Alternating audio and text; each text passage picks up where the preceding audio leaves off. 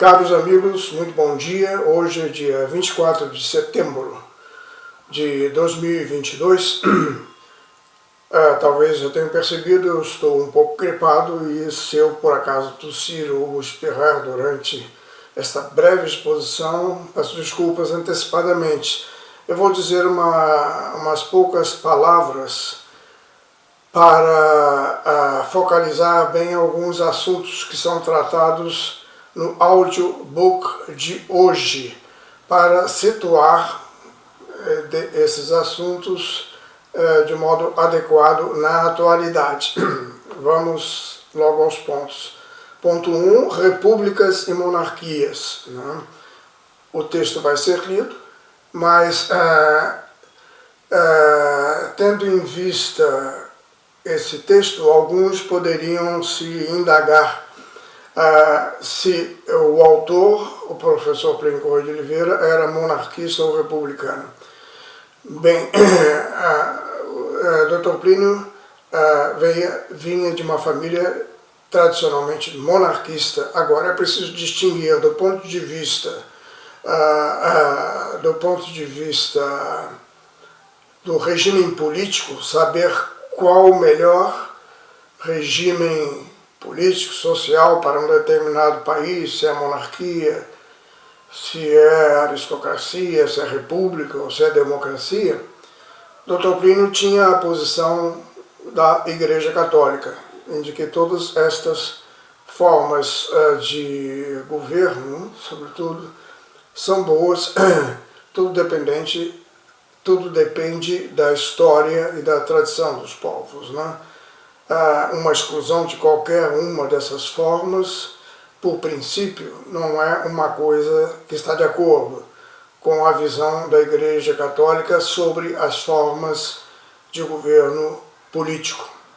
Agora, metafisicamente, Dr. Plínio e toda a TFP se confessava, esse era um termo que nós usávamos muito dentro da TFP, católicos enquanto monarquistas e monarquistas enquanto católicos.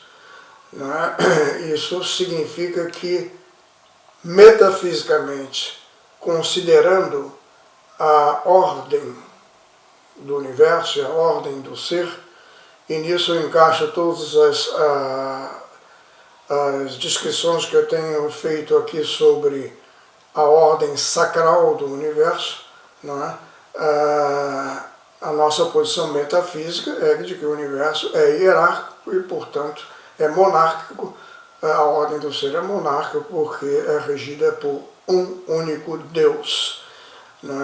Bom, isto é um primeiro ponto. O segundo ponto é quando o Dr. Plínio trata da infiltração do espírito revolucionário nas fileiras católicas, que se dá precisamente na elaboração artificial de um espírito supostamente católico, mas que é avesso à sacralidade, portanto, à hierarquia, à remissão a Deus enquanto mais alto, mais sublime, avesso a essa sacralidade na esfera temporal, e caindo necessariamente, portanto, numa visão gnóstica do universo, da qual eu já tenho falado algumas ocasiões. Eu apenas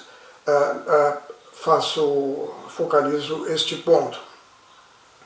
E esta manipulação do espírito católico acabou hoje em dia criando a assim chamada opção pelos pobres, a qual, aliás, se fosse honesta, deveria consistir em ajudar os pobres a se tornarem nobres, né?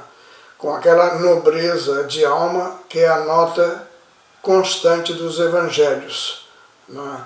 Isso, Dr. Plínio, num livro posterior, o último livro, creio que ele publicou em sua vida, que foi A Nobreza e as Elites Sociais Autênticas, né? Ele fala isso, né? Que na realidade nós devíamos optar por uma opção preferencial pela nobreza, né? A atual opção pelos pobres é em seu conteúdo real uma opção pelo vulgar, que impede o crescimento do pobre rumo à grandeza espiritual e à grandeza material. O terceiro ponto que eu quero chamar a atenção é quando o Dr. Plínio vai tratar sobre os agentes da Revolução, em que ele menciona a maçonaria. Na atualidade, a maçonaria continua sendo uma força secreta, mas ela de tal forma se vulgarizou atualmente que passou a ser mais, vamos dizer assim, talvez exagerando um pouco, mas enfim, a maçonaria passou a ser mais um grupo de autoajuda na carreira do que um grupo oficial de conspiradores contra a civilização cristã. Atualmente, os grandes poderes políticos, os grandes partidos políticos, os grandes poderes financeiros, mediáticos, as grandes universidades, ou seja, dentre elas, organizações de inteligência de nível internacional, grandes multinacionais, os Bilderberger, etc., são eles que realizam de fato o papel que outrora era o papel primordial da maçonaria.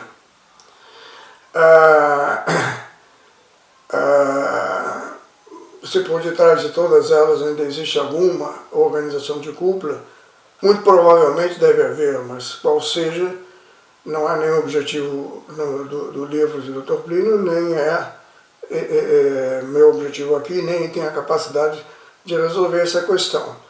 Agora, nós devemos atentar para o conteúdo, ou seja, uma revolução já multissecular não poderia ir para diante sem agentes, e esses agentes são sociedades secretas. E nós poderíamos até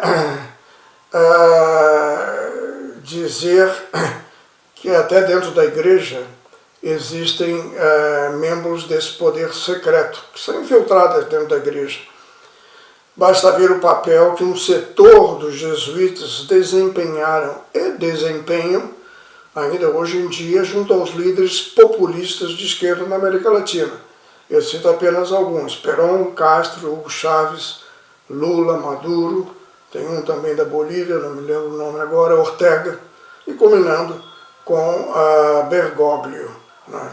Toda a gente que nasceu de um setor interno jesuítico. Desculpa. E isso hoje em dia está muito estudado e perfeitamente documentado. Eu cito apenas um livro que saiu recentemente do historiador italiano Loris Zanatta, cujo nome eu ponho aqui, que trata sobre o populismo jesuíta na América Latina. Aqui estão essas breves observações. Eu introduzo agora a continuação da leitura do livro Revolução e Contra-Revolução. A todos, um bom dia, coberto das bênçãos de Nossa Senhora e de seu Divino Filho. Obrigado.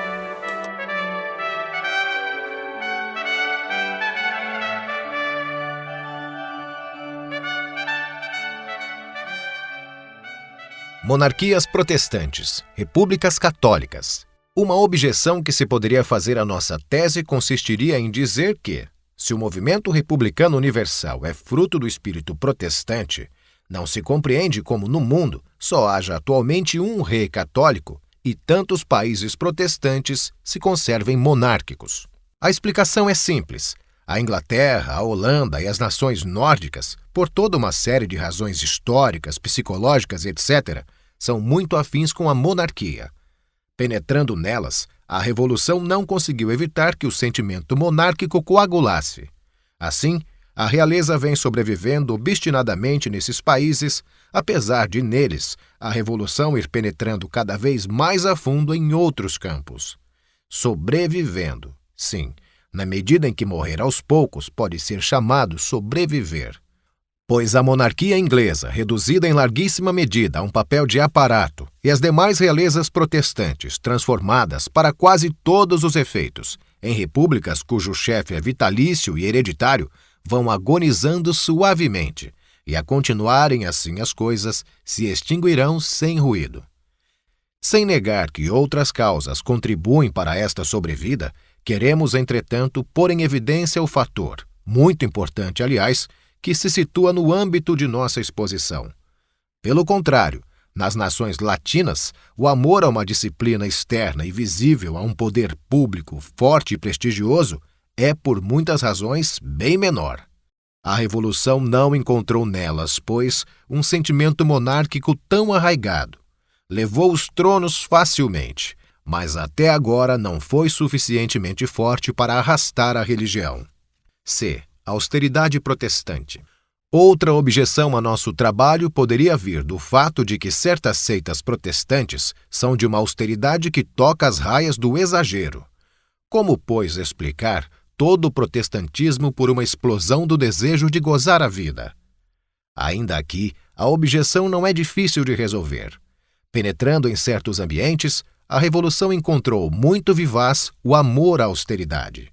Assim formou-se um coágulo. E, se bem que ela ali tenha conseguido em matéria de orgulho todos os triunfos, não alcançou êxitos iguais em matéria de sensualidade.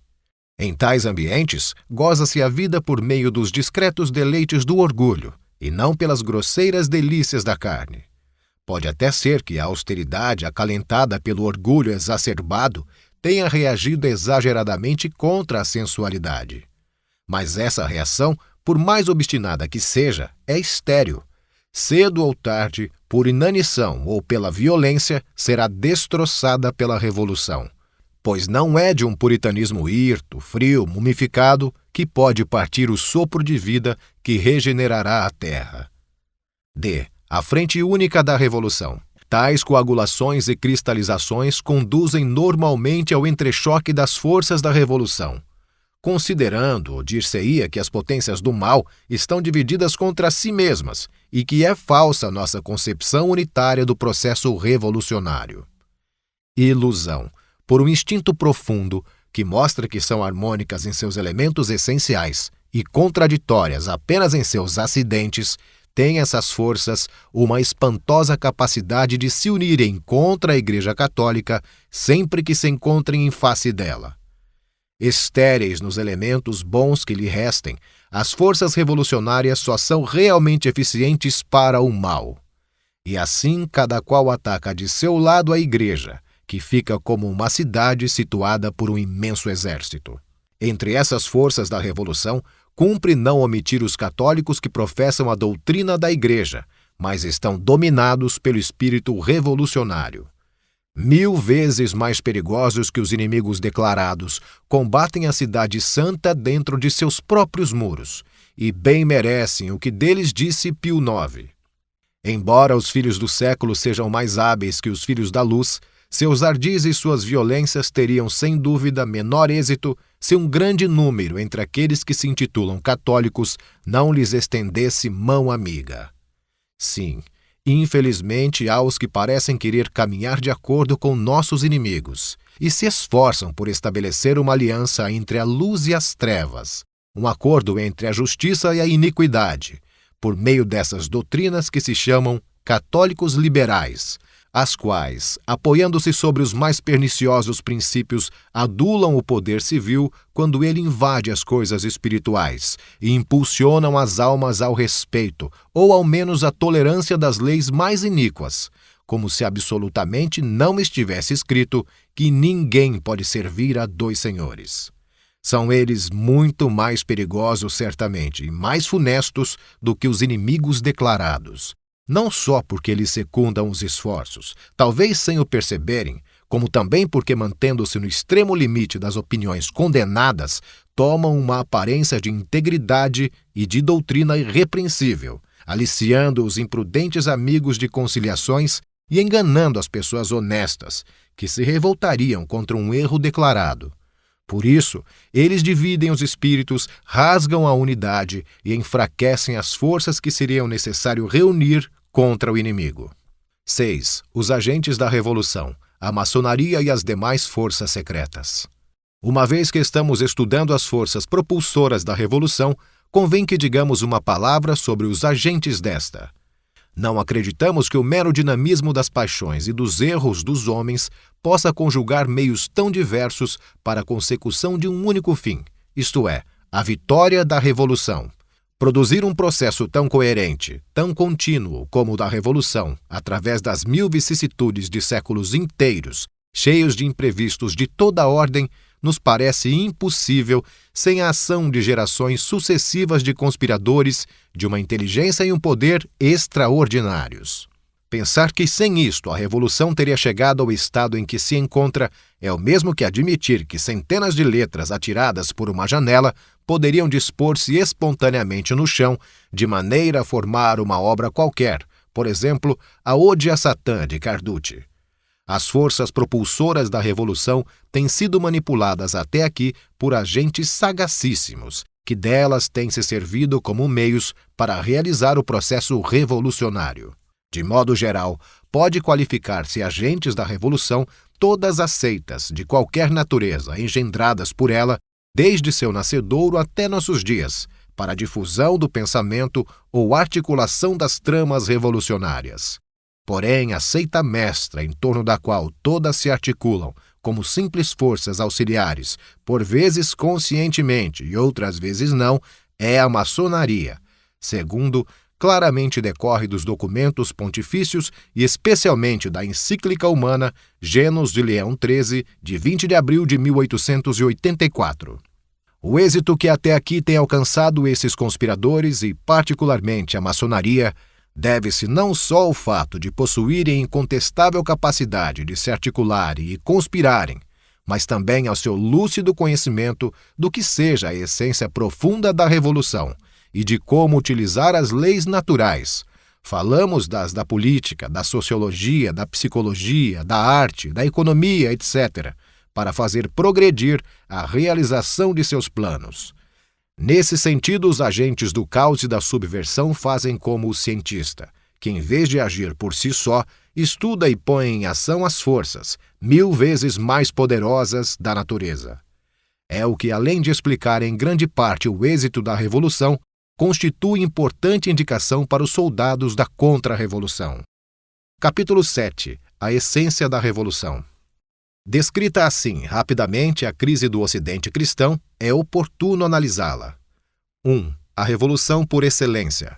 Esse processo crítico de que nos vimos ocupando é, já o dissemos, uma revolução. A. Sentido da palavra revolução. Damos a este vocábulo o sentido de um movimento que visa destruir um poder ou uma ordem legítima e pôr em seu lugar um estado de coisas, intencionalmente não queremos dizer ordem de coisas ou um poder ilegítimo. B. Revolução cruenta e incruenta. Nesse sentido, a rigor, uma revolução pode ser incruenta. Esta de que nos ocupamos se desenvolveu e continua a se desenvolver por toda sorte de meios, alguns dos quais cruentos e outros não.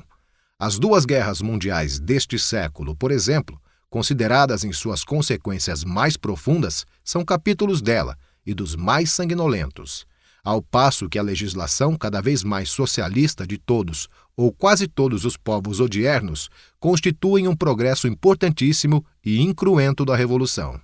C. Amplitude desta revolução. A revolução tem derrubado muitas vezes autoridades legítimas, substituindo-as por outras sem qualquer título de legitimidade. Mas haveria engano em pensar que ela consiste apenas nisto.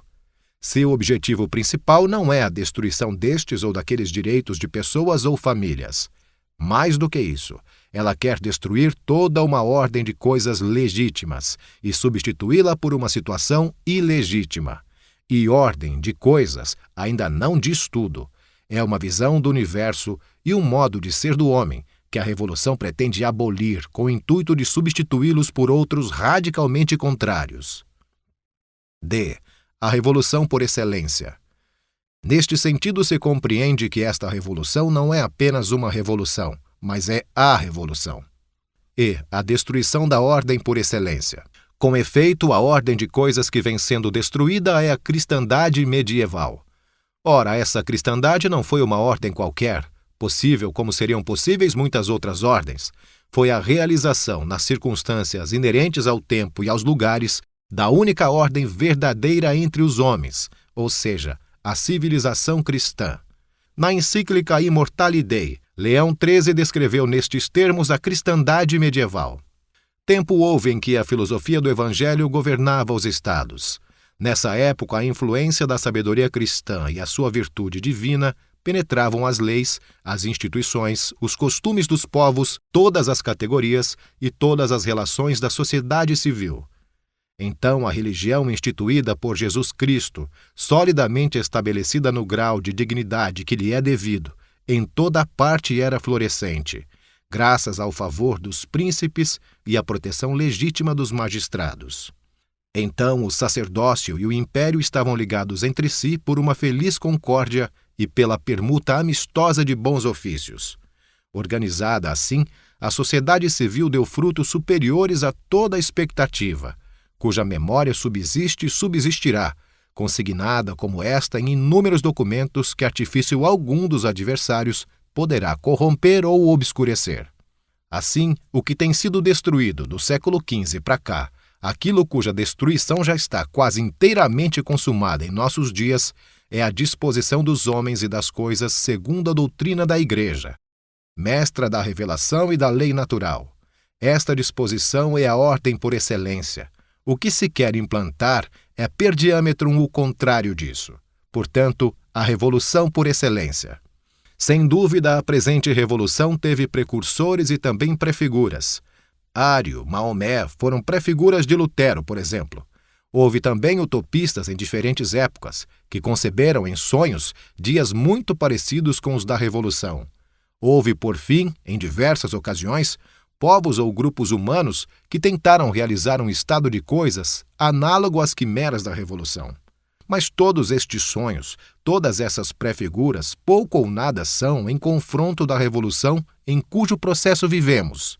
Esta, por seu radicalismo, por sua universalidade, por sua pujança, foi tão fundo e está chegando tão longe que constitui algo de ímpar na história e faz perguntar a muitos espíritos ponderados se realmente não chegamos aos tempos do Anticristo. De fato, parece que não estamos distantes, a julgar pelas palavras do Santo Padre João XXIII, gloriosamente reinante. Nós vos dizemos, ademais, que nesta hora terrível em que o espírito do mal busca todos os meios para destruir o reino de Deus, devemos pôr em ação todas as energias para defendê-lo, se quereis evitar para a vossa cidade ruínas imensamente maiores do que as acumuladas pelo terremoto de 50 anos atrás. Quanto mais difícil seria então o reerguimento das almas, uma vez que tivessem sido separadas da Igreja ou submetidas como escravas às falsas ideologias do nosso tempo.